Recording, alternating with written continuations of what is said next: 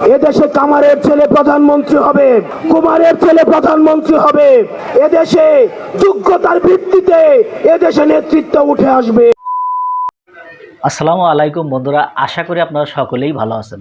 তো আজকে যে বিষয়টা নিয়ে আপনাদের মাঝে হাজির হয়েছে সেটি হচ্ছে, আপনারা সকলে জানেন যে বাংলাদেশে একটি নতুন রাজনৈতিক দল আত্মপ্রকাশ করেছে, সেটি হচ্ছে জাতীয় নাগরিক পার্টি। তো তার যে নেতা আছে, বিভিন্ন নেতা, তার মধ্যে হাসনাত আবদুল্লাহ তিনি কিছু কথা বলেছেন, সেটি খুবই গুরুত্বপূর্ণ কথা যে বাংলাদেশের সাধারণ জনগণ, কামারের ছেলে, কুমারের ছেলে, তারাও যেন প্রধানমন্ত্রী হতে পারে, এরকম একটা তারা দল করতে যাচ্ছে। তো চলুন আমরা তার মুখ থেকে সে কথাগুলো একটু শুনি।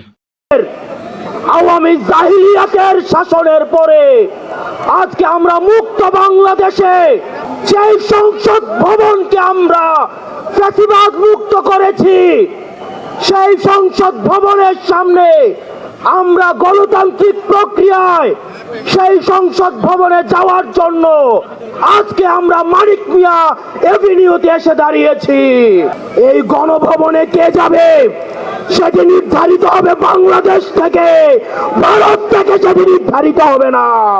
আমরা স্পষ্ট করে বলতে চাই, এই সংসদে কে যাবে সেটি নির্ধারণ করবে বাংলাদেশের খেটে খাওয়া জনতা।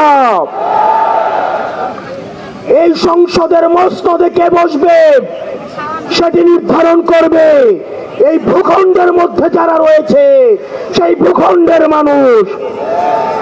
আমরা দীর্ঘ ১.৫ দশকের বেশি সময় ধরে আমরা একটা জাতি গড়ে তুলতে পারি নাই। বিভাজনের রাজনীতি আমাদের মধ্যে ইচ্ছাকৃতভাবে জিয়ে রাখা হয়েছে। আমরা স্টেট ডেভেলপ করতে পারি নাই, আমরা নেশন ডেভেলপ করতে পারি নাই। আমাদের প্রতিষ্ঠানগুলো ভেঙে গিয়েছে, আমরা সুশাসন নিশ্চিত করতে পারি নাই, আমরা ফাংশনাল ব্যুরোক্রেসি নিশ্চিত করতে পারি নাই, আমরা স্বাধীন পুলিশ নিশ্চিত করতে পারি নাই, স্বাধীন বিচার বিভাগ নিশ্চিত করতে পারি নাই। আমরা স্বাধীনতার এত বছর পরেও আমাদের তরুণ প্রজন্ম, আমাদের একটা ইনস্টিটিউশন আমরা প্রপারলি ফাংশন করতে দেখি নাই। আমরা আপনাদের কাছে কমিটমেন্ট দিতে চাই, এই তরুণ প্রজন্ম আমরা ইনস্টিটিউশন গুলাকে প্রপারলি ফাংশনাল করব।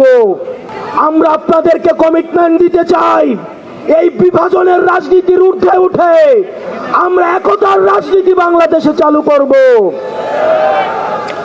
আমরা স্টেট ডেভেলপ করব।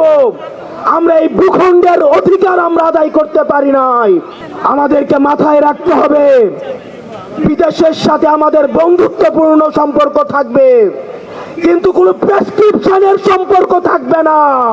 আমরা স্পষ্ট ভাষায় বলতে চাই, আমাদের যখন একটা ছেলে রাস্তায় রক্ত দেওয়া শিখে গিয়েছে, আমাদেরকে কেউ রক্ত দেওয়া থেকে থামায় রাখতে পারবে না।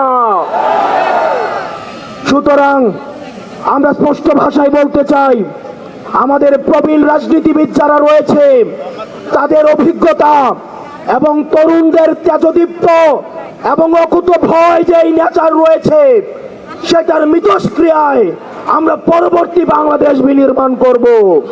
আমরা যতদিন না পর্যন্ত আমরা নিশ্চিত করতে চাই এদেশ থেকে পরিবারতন্ত্র, এদেশ থেকে কবরস্থ হয়েছে।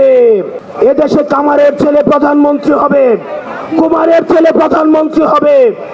এদেশে যোগ্যতার ভিত্তিতে এদেশে নেতৃত্ব উঠে আসবে।